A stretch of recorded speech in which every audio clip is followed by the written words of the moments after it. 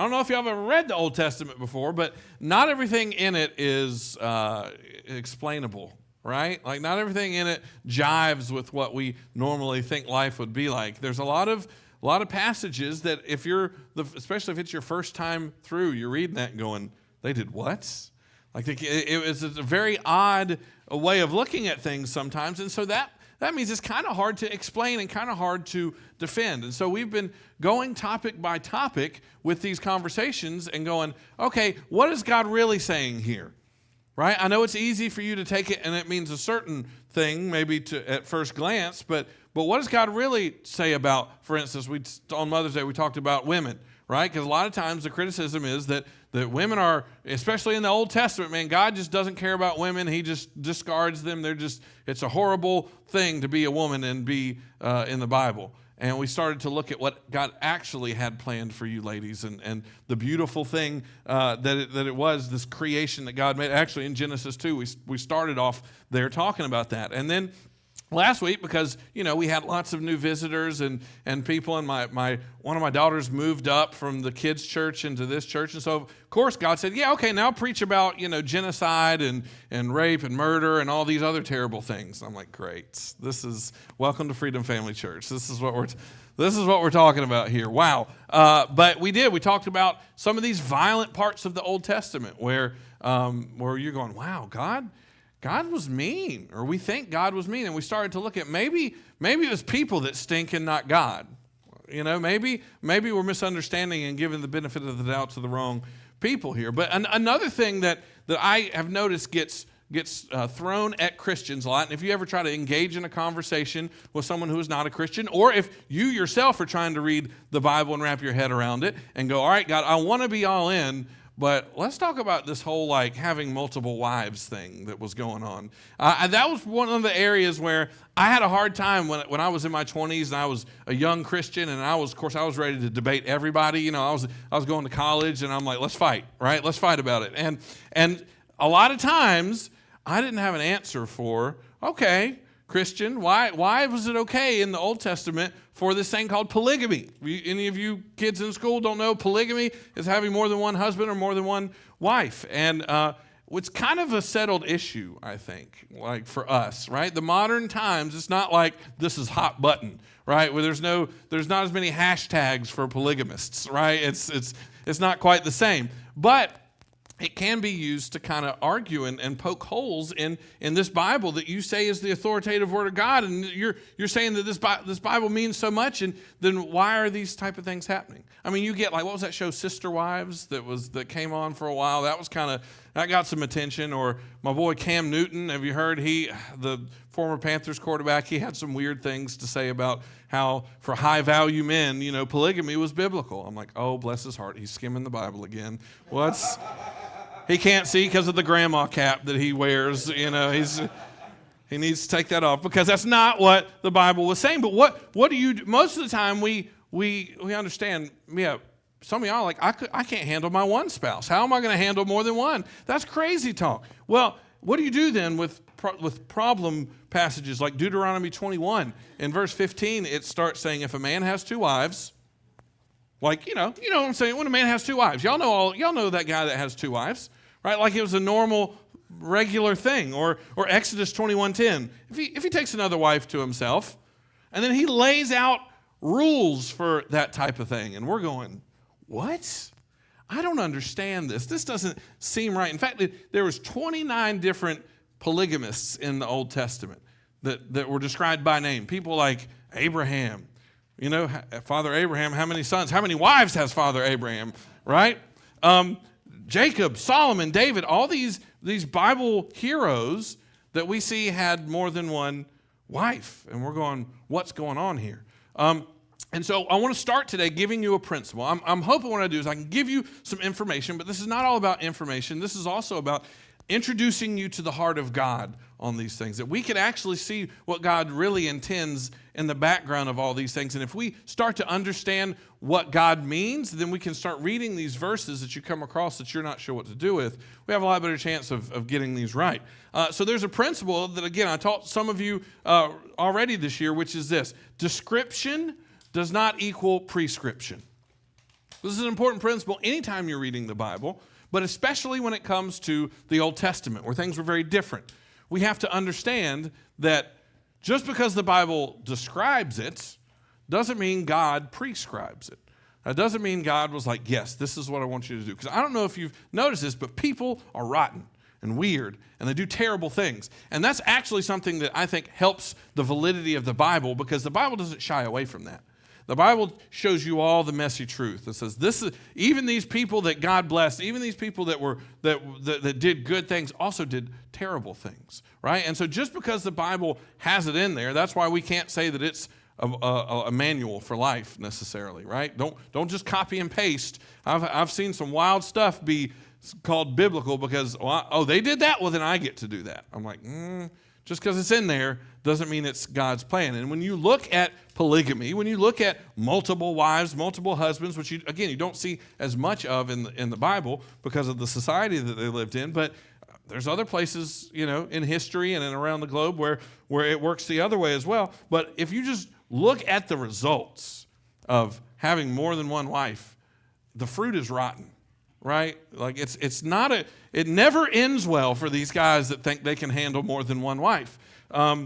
You see drama, you see jealousy, you see confusion, you see heartache, you see men only obeying God a little bit and then making their own plans. You see a lot of idolatry, right? There's no good that comes from having this polygamous type of marriage. And so if someone ever goes, why did God allow it? Well, I think you can just read and say, it's not a good thing, right? No one is saying, hey, this is the plan, this is a good thing. But that doesn't explain all the situations. Like, for instance, y'all heard the story of David and Bathsheba, right?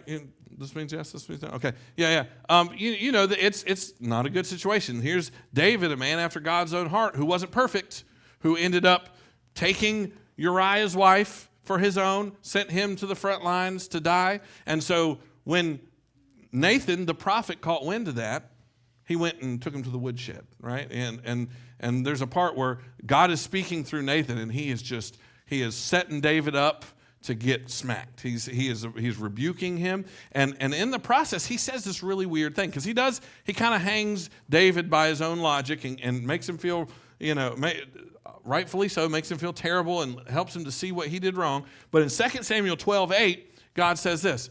He says, I gave you your master's house and his wives. That was Saul, the king before him. I gave you these things and the kingdoms of Israel and Judah. And if it had not been enough, I would have given you much, much more. You go, wait a minute. This sounds like God is giving him extra wives. Like God is saying, see, I gave you his wives, and if you wanted more, I'd give you some more. Right? Certain translations make it sound even worse than that. So these verses sound wild, especially with the way we think about marriage. Like, think about the modern wisdom when it comes to marriage these days, right? Marry whoever makes you feel happiest, right? That's kind of the gist. They won't say it like that because that sounds selfish, but if you go outside the Bible for marriage advice, they'll say, marry the person that makes you feel happiest, right? That ticks your boxes. You got to be attracted to them, right? Because attraction is your preference. Right? It might not. Some things may do it for you, may not be doing it for other people, and so your preference is what you should go with, or your status. Make sure they got a job. Think of all the things your mom and dad told you. Now, where's he working? Right? My baby better be provided for. Where are you working? Right? What's your goals? I got asked, what's your 10-year goal in life? When I went to ask for Jenna's hand, he's like, how are you going to provide for her? Well, I'm a DJ. That's not going to work. That's not going to work. Not going to work. All right, I have to make some other plans now. Here it is. I'll be a pastor. And he's like, nope. No. But you look for these things. Because why? Because that's your reputation on the line. You throw in with some bum, then now your reputation is hurt. Or here's another one. Are you compatible? You ever heard that? Make sure they're compatible, which is a nice way of saying make sure they're enough like you that you can tolerate them, right? That's basically what compatibility is, right? That you work together and you can tolerate their differences. Do you have shared goals? All these very self-centered things. In fact, the late, great Tim Keller, a pastor that passed away just this past week, he said this about marriage. He said, marriage used to be about us. Now it's about me, right? It's all about what we want. And so when we look at Old Testament marriage, we go, that's very different than what we're used to in our modern times. But even then, they didn't all get it right, because the ancient marriage culture, it was less touchy-feely, right? There were some, you've read Song of Solomon. He's smitten, isn't he, right? There are plenty of feelings involved, but normally it was about function. You married someone to survive, because you ladies, you didn't have scholarships to colleges to go get degrees to work on your own and be a strong, independent woman, right? You had to marry into a family that could take care of you, right? You did not have the opportunities you have in this day and time. And so a lot of times marriage was about protection and survival and sometimes political status when it comes to like leaders and stuff. And so today, again, we have to take a look at all this stuff and go, well, what is God really wanting from all this? What can this weird subject of polygamy and multiple wives and husbands in the Old Testament, what does that have to do with today? So I want to give you some big picture truths that are going to help you to read this, and hopefully will be a blessing. And so we can take those verses that, instead of tearing down your faith, build your faith. And so 3 main things today. One is this: God has a plan for marriage. He does. He has a plan. And that's where that Genesis 2 comes in. We read about the women being taken from the side and that in Genesis 2:18. But in Genesis 2:24 and 25, they end up that chapter by saying this: therefore a man shall leave his father and mother, which, by the way, was a big deal when that was written. Right? Some of y'all can't wait to get out of here. At 18, you're like, wheels up, I'm out of here. But that was not the culture back then. Most of the time, you married into that whole family.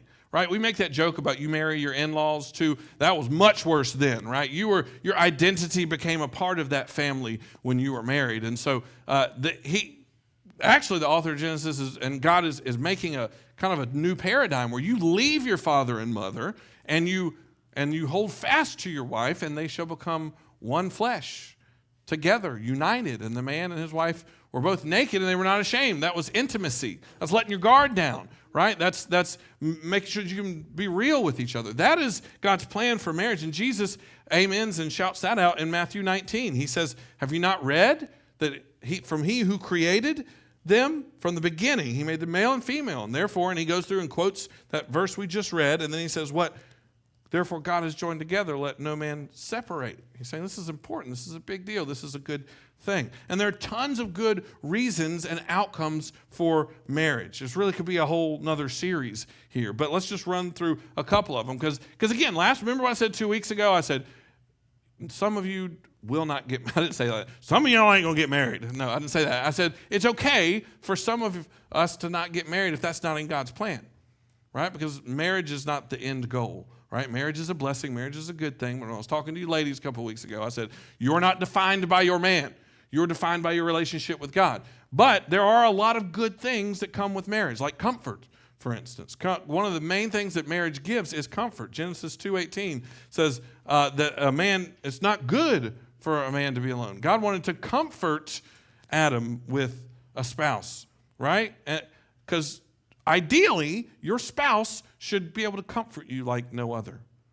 Now, I've seen plenty of marriages where the opposite is true, where they're your biggest enemy. They're the ones that are going to poke you and prod you the worst. And I've talked to men who had a bad day at work, and they're like, I can't tell my wife any of this when I get home because she's just going to light me up even worse when I get home, right? But ideally, God brings a marriage together for comfort. Also, here's where the teenagers go, physical needs, right? That's another example of a blessing of marriage is physical needs. In 1 Corinthians 7:2, it says this. It says, but because of the temptation to sexual immorality, each man should have his own wife and each woman her own husband, right? Emma, you have any questions about that? You need me to explain that? No? Okay, good. All right.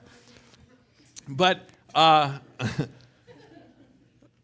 that's, it's weird and taboo and stuff because the world has destroyed a thing called sex. But really, this is a comfort and a blessing. Those desires that God has given you were made to be met in marriage, and also leads to what? Procreation, right? Another great benefit of marriage is making babies. Genesis 1:28 says, "Be fruitful, multiply, fill the earth, and subdue it." That's one of the first commands that God gives Adam and Eve is get out there, make some babies, and populate the earth. And that's the most ideal way. I know God works lemonade out of lemons. I know this is not everybody's situation, but we can see from Scripture that's God's ideal situation for raising the next generation, right? Statistics bear this out every time, that when a father and a mother are at home and they're together and they're united, that the kids have a whole lot less problems. Because that's in God's plan for procreation and the next generation of human beings. But also, well, you're like, oh, that sounds fun. Well, what about sanctification? Because marriage is an instrument of sanctification as well. Ephesians 5 puts it like this. It says, husbands, love your wives as Christ has loved the church and gave himself up for her, that he might sanctify her, having cleansed her by the washing of the water with the word. If you don't know what sanctify is, that's a churchy word for getting you like Jesus, right? And it is sometimes a painful process to be sanctified. But buddy, let me tell you, marriage will do it to you, right? Marriage will help you learn how to put up with people all day, every day, right? Marriage will help you to be sanctified in a way that no other relationship can. Doesn't mean God doesn't sanctify you outside of marriage. God finds a way to do that in all sorts of relationships, but something about marriage sanctifies you. It transforms you into someone more looking like Jesus than you were before. And it helps you to learn how to grow and relate to God and love sacrificially and do all these things that you have an opportunity to do in a marriage relationship. Here's one that we don't always think about, though, is a good outcome for marriage, which is worship, right? Worship. Now, this verse here, Deuteronomy 17:17, I think is the best verse that proves that God wants this and does not want polygamy. He says, the king must not take many wives for himself because they will turn his heart away from the Lord. Now, one, you're going, what do you mean just the king? What about everybody else? Well, nobody else could afford to have another wife, right? The kings were the only one, the leaders were the only ones that could handle that stuff, right? And so it was a non-issue. They're like, I'm not even thinking about another wife. I'm doing good keeping up with the one I have. But kings had a tendency to do that. First Kings 1:11 is what it was. Put the verse up there. Yeah, 1 Kings 11 was Solomon, right? We're not going to go look at it now, but Solomon got out of hand, right? 700 wives, 300 concubines. What's going on there? You need a new hobby. And it was the exact opposite of what God told him to do. God says, don't do that. God said, why? Because it will turn your heart away from the Lord. And guess what happened to Solomon? His heart got turned away from the Lord. He was doing so well. He was so wise. He was so blessed. And then he didn't do marriage God's way. And then his heart was turned away from him, right? And I remember making this argument one time to a relative of mine, actually, who was like, I just don't understand why God would do this. And I kind of laid that part out. And he said, but why does God still bless people that participate in that? Why is it that we have heroes of the faith that aren't disqualified? David's a man after God's own heart, and he has multiple wives. Abraham's a father of a nation, and he has multiple wives. You can't tell me God is not on board with this. And even then, I didn't have an answer for that, but I do now, right? And so here's a couple more reasons I want you to throw a couple more big picture ideas. The second one is that God has a heart for the vulnerable. I know this doesn't sound like it relates, but it does. God has a heart for the vulnerable. Unlike what a lot of critics will say about the Bible and the Old Testament and the God of the Old Testament, God's goal is not to abuse women in marriage and do all these terrible things that it seems. God's goal was to protect and provide for those that did not have a voice themselves. They were living in a very different day and time. And so a lot of these passages where God is just dealing with the reality of polygamy, he ends up trying to protect them more than anything else. Go back to Exodus 21. It says, if a man who has married a slave wife, get slavery next week, that's a whole other Pandora's box. But if a man who has married a slave wife takes another wife for himself, look at this, he must not neglect the rights of the first wife for food, clothing, and sexual intimacy. If he fails in any of these three obligations, she may leave as a free woman without making any payment. What he's saying is, fellas, I know you want to upgrade to the newer model. Don't do that, right? Just because at the time, most of the time, men would just oh, I'm tired of that one. Let me just give her a divorce and I'm going to go get me something better. right? And God's saying, no, no, no, because when you do that, you set them out to a path of struggle, a path of death and destruction, because there was no safety net there. It was commonplace for these wives to be seen as what they could bring to the marriage, as far as what can I get out of you? And God's going, this is a human being made in the image of God. You must not neglect these women. Deuteronomy 21:14 says, and this is an instance where in Deuteronomy, Israel has conquered another nation. And he's like, hey, these women, you must not sell them or treat them like slaves. He's like, because again, what we talked about this a little bit last week, it was the tradition of the time to do terrible things to prisoners of war, to these weak and helpless women and children that were left after battle with not a lot of their husbands and fathers to take care of them. And so there would be atrocious things happening. And God says, we don't do that. He says, we do something better. If you like them, marry them. Provide for them. Treat them like a human being. Don't treat them like a plaything, right? Even if you go back to Samuel and the whole situation with David, we hear that word. What was that verse? He says, I've given you your master's house. We think that we automatically go, what does he mean by that? Giving you, so the woman's a possession now? Oh, what is going on here? And this is what was happening here. Because, by the way, history shows that David actually didn't marry Saul's wives. He took care of them. Because at the time, if a king came into a new kingdom and overtook the throne, just to be sure, he would kill the whole family.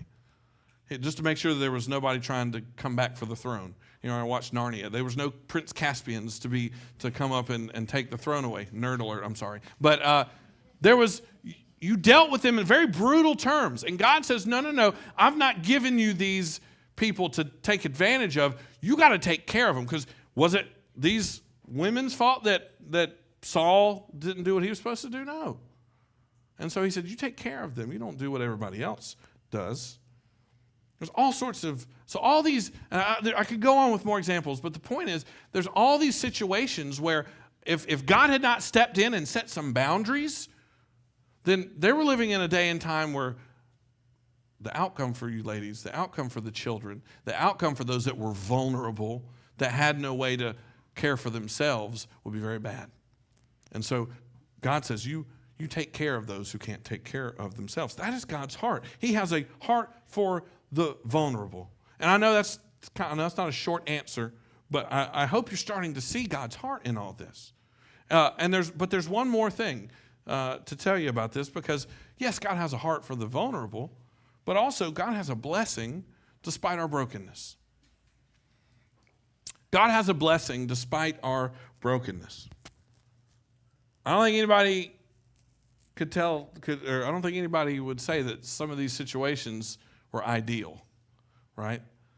Nations conquering nations, all this turmoil, all this struggle. That was not in God's plan. It was a very broken world that they were living in. But Jesus gives us this principle back in Matthew 19. And in that same conversation we just looked at with Jesus, he says this. He says, Moses permitted divorce as a concession to your hard hearts, but it was not what God had originally intended. That's interesting. It gives us a principle here that sometimes, even if it's not what God intends, he still makes concessions for it. He still says, I'm going to bless you anyway. You didn't get By the way, some of you are products of or recipients of God's grace. I didn't even think about that when I put the shirt on. God's grace or his concession, because you didn't get it all right. You've screwed it up. Your marriages, your parenting, your friendships, your work relationships are riddled with ridiculous sin, less than ideal situations. And yet, somehow in the midst of all that, God has blessed you anyway. How awesome is that? So why did God not go harder against the polygamists of the Old Testament and go, Because think about it. If God were to say, all right, polygamy's not okay, and you got about 10 wives, so choose one. Boy, the fallout from that will be interesting. God didn't go harder against that because he knew the hard hearts of the people that he was dealing with. And he was more concerned with protecting vulnerable people, helpless people. So when Abraham and Sarah made that backup plan with Hagar, right? Well, I'm not getting pregnant, so get my worker pregnant. Or when Laban deceived Jacob. He did the old, what was that, the hot swap there with his daughters. A list goes on of these less than ideal situations that are full of sinfulness and brokenness, and God somehow takes the pieces and he goes, man, this is a mess, but I'm going to still turn it into a blessing.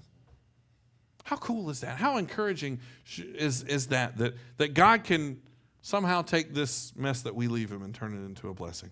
Doesn't make the sin okay. Right? Again, Jesus told us this is the ideal for marriage. But God makes concessions sometimes and blesses us despite it. So that's why when Romans 8:28 says God causes everything to work together for good for those who love God and are called according to his purpose for them, everything means everything. It means all the junk. It means all the shortfalls. It means those times that you fell short.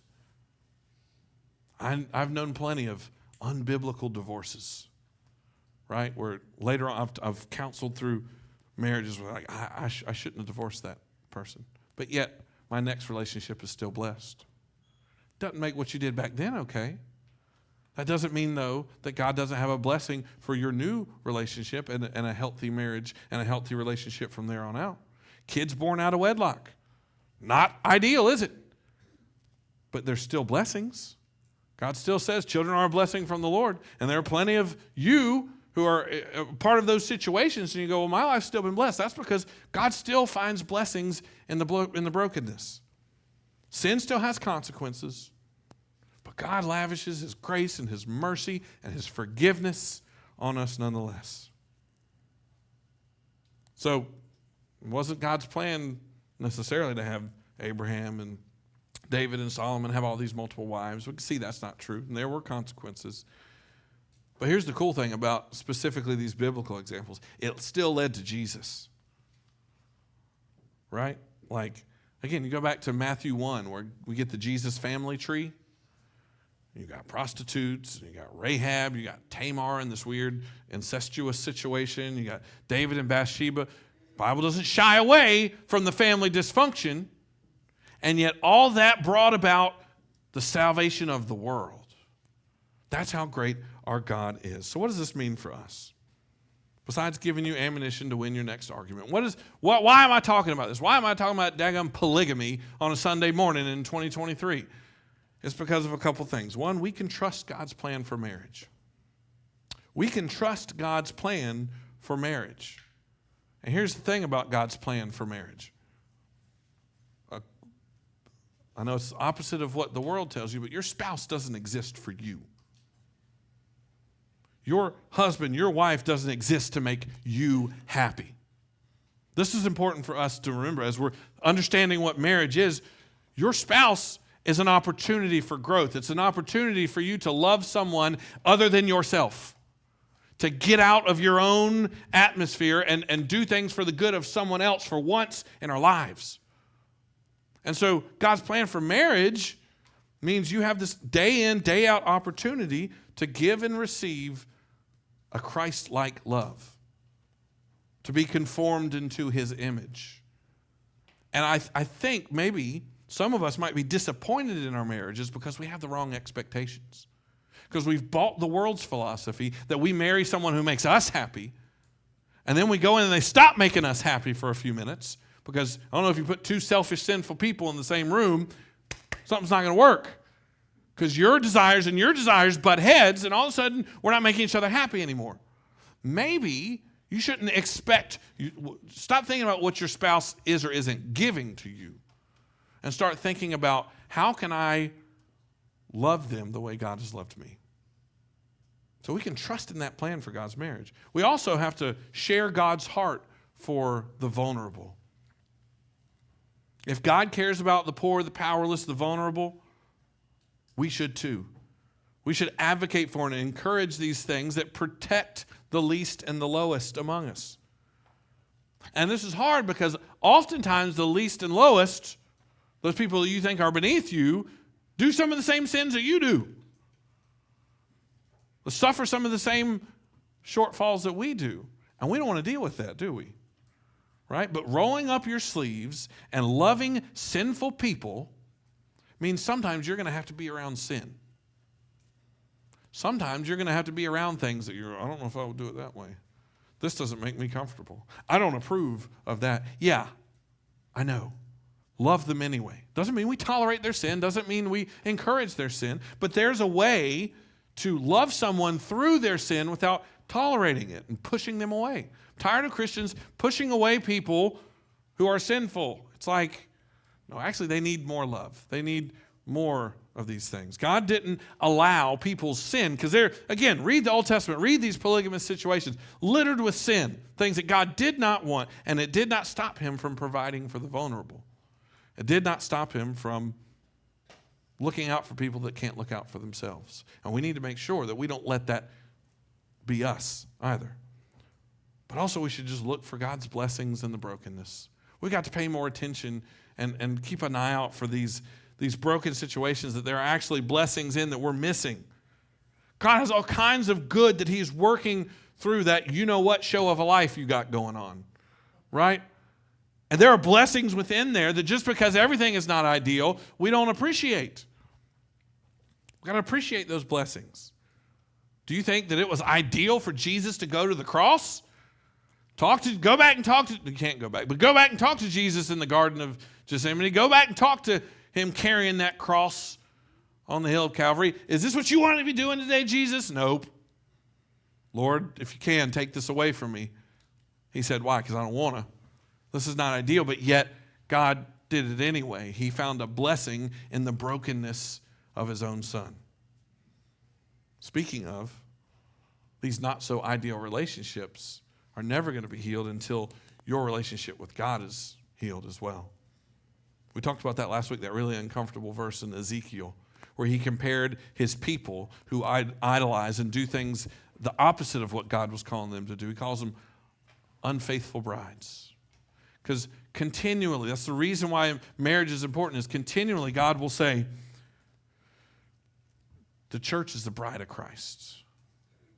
He'll call himself the groom and his people his bride. And we see that we are unfaithful people. And just like it was not in God's ideal plan for anyone to have multiple spouses, it's because he also doesn't want you to have multiple gods.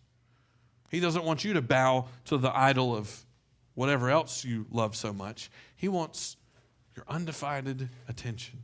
He wants your fidelity. He desires to be one with you without the shame, without all that other stuff.